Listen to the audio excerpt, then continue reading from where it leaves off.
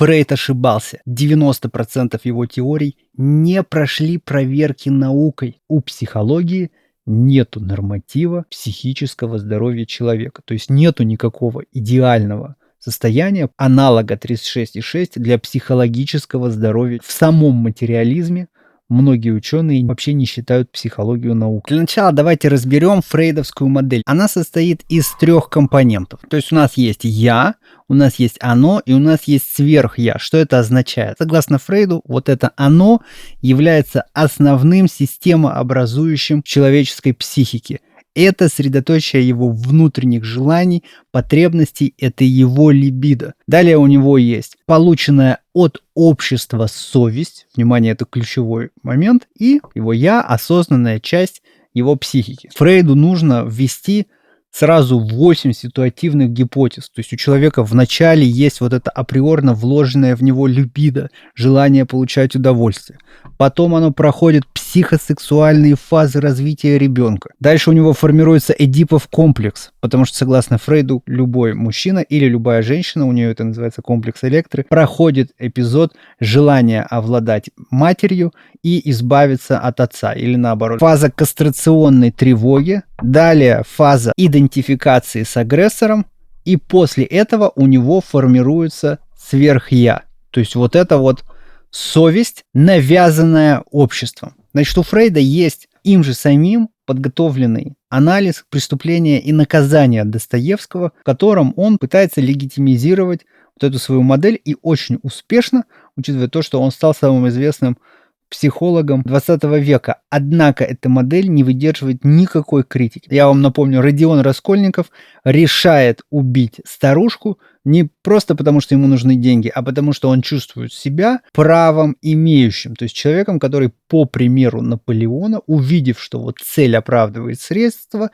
решил превзойти совесть. То есть он считает, что человек по-настоящему великий – это тот, кто может подавить в себе все вот эти вот совестливые инстинкты ради лучшего блага, то есть совершить какой-то поступок, который так называемые твари дрожащие никогда не осмелятся совершить. И вот он идет, убивает старушку, но потом мучается угрызениями совести. Так вот, по Фрейду эти угрызения совести – это навязанный самому Раскольникову комплекс от его отца. И по Фрейду главный герой совершает полное поражение в финале, потому что он сдается этим комплексом, этому сверх-я, а должен был его превзойти. Более того, Фрейд, естественно, всю религию рассматривал как продолжение вот этого отцовского комплекса. И вот сам факт того, что в конце Раскольников обращается к религии, это вот тотальное поражение героя по Фрейду, то есть он полностью сдался своему отцу, который навязал ему вот этот вот кастрационный комплекс, как он его называл. Мы же предлагаем альтернативный вариант прочтения этого текста и альтернативную психологическую модель в рамках нашей информационно-архитектурной модели реальности. Наш вариант проще Фрейда, потому что состоит не из 3 компонентов, а всего из 2. То есть человек в нашей модели обладает не априорным либидо, а априорными моральными категориями. То есть мораль уже вложена в человека при его рождении, а сверху над этой моралью находится его «я», то есть осознанная часть его личности. Мораль, она как гравитация. Этим объясняется ее императивность. И нам не нужно для того, чтобы оправдать мораль, вводить какую-то ситуативную гипотезу из 8 каких-то сложных пунктов, потому что вы можете увидеть, что то, что делает Фрейд, соразмерно тому, что вообще в принципе делает материалистическая парадигма. А что она делает? Выводит сложное, то есть мораль, из простого. То есть 8 ситуативных гипотез только для того, чтобы объяснить совесть как внутреннего родителя. В рамках нашей модели этот моральный закон врожден, именно поэтому мораль императивна. Мы не выбираем, быть моральным или нет, мы боремся с моралью. То есть самому Раскольникову нужно преодолеть свою мораль для того, чтобы совершить преступление. И тогда, если мы возьмем эту модель, то Раскольников описывается гораздо проще. То есть нет никакого отца, который навязал ему мораль. Мораль уже врождена в нем. Он идет против этой морали и что делает? Раскаивается.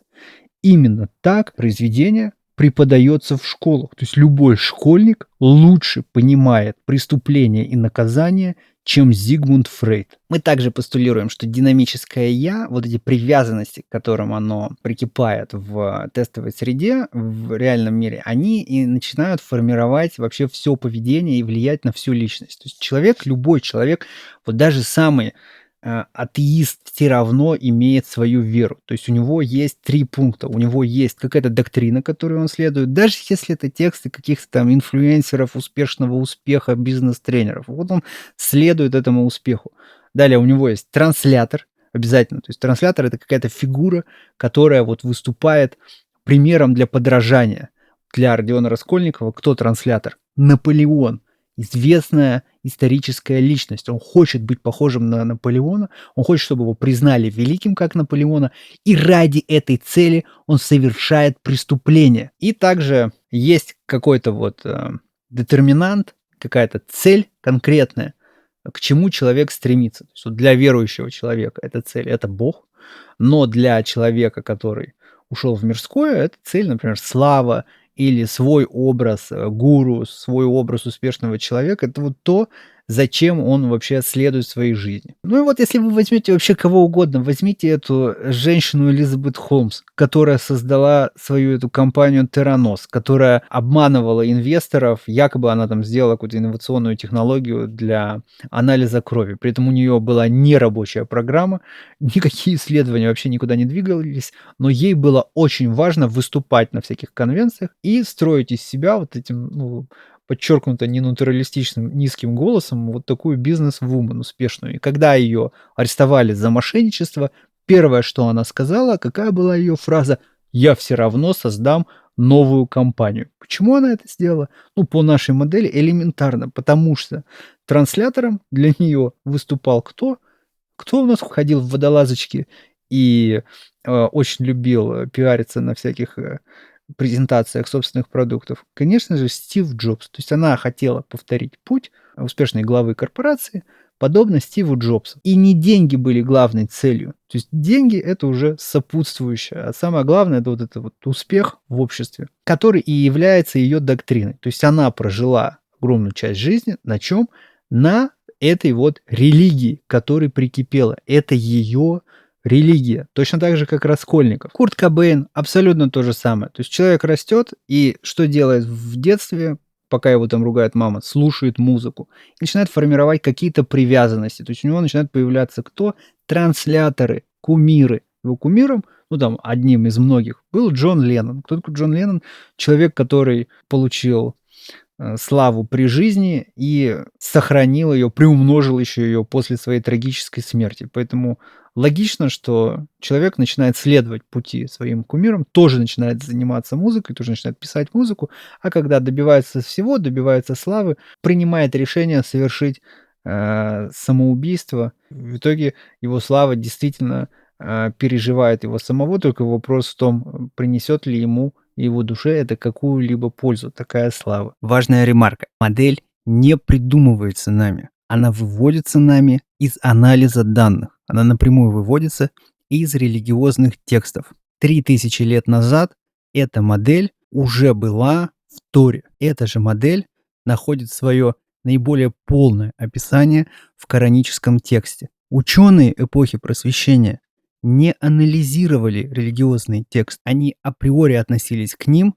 как к религиозному вымыслу, не имеющему ничего общего с реальностью. Однако, если снять этот запрет, если начать анализировать эти тексты как данные, то из них выводится наиболее экономная онтологическая модель, которая конкретно объясняет и предсказывает человеческое поведение. Однако ученые, вроде Фрейда, не могут просто войти в мастерскую к бате и послушать его, как надо работать. Им нужно с криками «я сам все знаю» схватить инструменты и собрать с нуля какой-то трехколесный велосипед, на котором потом они выезжают и падают спустя несколько метров после гаража, потому что он не работает. Спрашивается, зачем изобретать велосипед, если уже есть модель, которая все прекрасно объясняет. Ответ очень простой. С этим не может смириться человеческое эго. Человеческое эго требует того, чтобы называть себя творцом, создателем модели. Оно не может просто подчиниться тексту и вывести модель из него. В модели Фрейда же происходит классическая редукция человека до биоробота. Однако это не подтверждается эмпирически. Если вы прочтете того же Виктора Франкла, вот человек попадает в концлагерь, живет ли он своим либидо? Нет. Оно полностью отключается. Люди, когда попадали в экстремальные условия, полностью забывали про свое либидо. То есть они думали только о том, как бы не умереть. Проще говоря, Виктор Франкл в своих текстах конкретно пишет, что нет, мы, узники концлагеря, не вступали в половые отношения друг с другом. Всем просто было элементарно не до того. Сам постулат о том, что это какая-то нередуцируемая базовая настройка, которая управляет всеми человеческими поступками, опровергается эмпирически. Для того, чтобы принять эту модель, надо полностью игнорировать эмпирические данные априорных моральных категорий у младенцев. Огромное количество исследований, в том числе Ельского института, показывают, что дети уже обладают врожденным стремлением к справедливости и к осуществлению какой-то морали. Более того, дети Маугли, девочка Джинни, ребенок Виктор подтверждают эту же гипотезу. То есть они все, выросшими без людей где-то в лесу, все равно обладали способностью к эмоциям.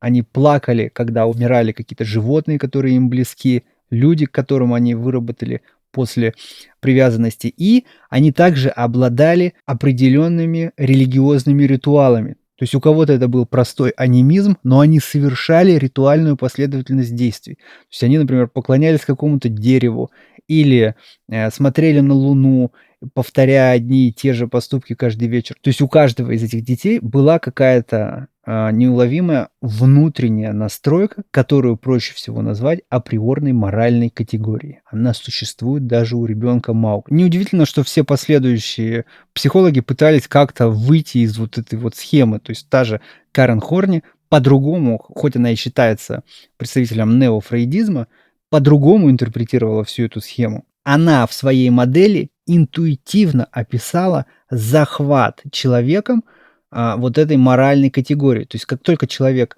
совершает какие-то привязанности, у него формируются привязанности к каким-то определенным действиям, он подчиняет этим действиям свою мораль. То есть он чувствует, что делает что-то не то, но ему так нравится это делать. Вот это уже он думает, ну это же, раз мне это так нравится, значит это неотъемлемая часть моей природы, а значит я должен подавить моральную интуицию, подчинить ее себе. Удовольствие от доминирования, возбуждение от причинения кому-то физического вреда. Все это динамическое «я» выдает за свои природные инстинкты. Якобы так и надо. Так и живут маньяки, убийцы. Им просто нравится это делать. Он признает, что есть какая-то мораль, и люди ей следуют, но выносит себя за скобки этой морали. Он говорит, что вот это вот правило дорожного движения, это вот пусть они им следуют, а я существо другого порядка, которому можно то, что им нельзя. Вот как, по сути, мыслит психопат. То есть у психопата не повреждена вот эта априорная моральная категория. У него просто разработано вот сверхдоминантное это «я», динамическое «я», которое полностью подчинило себе его априорную моральную интуицию. Это вот то, что Хорни описала в ее концепции, как тираническое «я» подчиняет реальное «я». По сути, она описала ровно ту схему, которую постулируем мы, она просто ее немножечко по-другому называла. Она все равно постулирует вот эту моральную категорию как производную от среды, потому что она существует в парадигме материализма и натурализма. Мы же постулируем, чем мы отличаемся, тем, что это вложенный в человека изначально базовый конструкт. То есть это изначальный компонент его психики. В итоге человек — это вообще в целом можно назвать не Homo sapiens, а Homo religiosus. Это вот существо религиозное, которое следует каким-то приобретенным или встроенным в него религиозным догматом. И получается, что у каждого человека есть как бы своя я-религия. То есть вот то, на чем он живет, то, на чем он действует. И даже если говорить о человеке, который вообще ничему не следует, вот он там стремится сидеть дома и только там потреблять какие-то товары и как можно меньше со всеми общаться, это и есть его религия, на которой он живет. Это то, как ему комфортно. Это его я-религия. Сам материализм не уважает психологию. В самом материализме это считается такой пограничной наукой. Почему? Да потому что она плохо фальсифицируема и потому что, внимание, самое главное, у психологии нету норматива психического здоровья человека. Для верующего же человека, для мусульманина целью жизни является Бог, потому что он верит, что все, что он делает в этой жизни, в итоге приведет его по степеням ближе к Богу.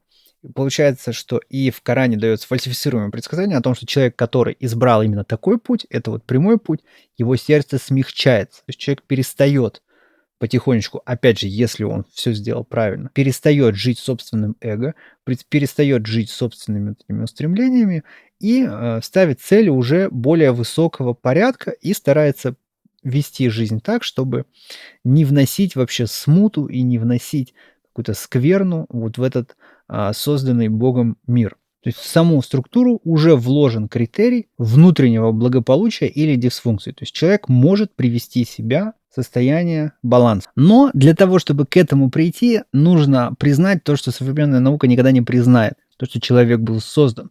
И то, что у человека есть априорная моральная категория. На это не пойдет никто. Следовательно, такое возможно только может быть не в секулярном государстве. То есть если вы признаете, что априорной моральной категорией, априорным целеполаганием человека является Бог, и все, что противоречит этой идее, является его привязанностями сердца, его вот этими мирскими совершенно желаниями, которые уводят его с прямого пути.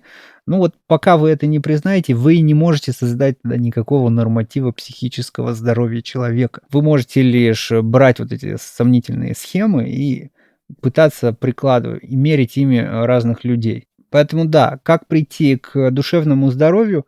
Ну, получается, что нужно признать Бога, признать себя частью системы, а веру большинство из вас принимать не хотят ни в коем случае. То есть эта мысль пугает вас, пугает, что вам придется полностью менять свой образ жизни, а вам действительно придется полностью поменять свой привычный образ жизни. Вот, поэтому психология, в общем, под вопросом и в самом материализме. В общем, вот такая лекция. Она немножечко дополняет курс видео про трудную проблему сознания. И здесь мы уже более детально разбираем именно вот психологию самого квали-оператора, самой души. Вот в нашей модели он состоит всего из двух компонентов. На данном канале мы дальше разрабатываем нашу информационно-архитектурную модель. Исследование ведется независимо. Вы можете поддержать это исследование на Бусти.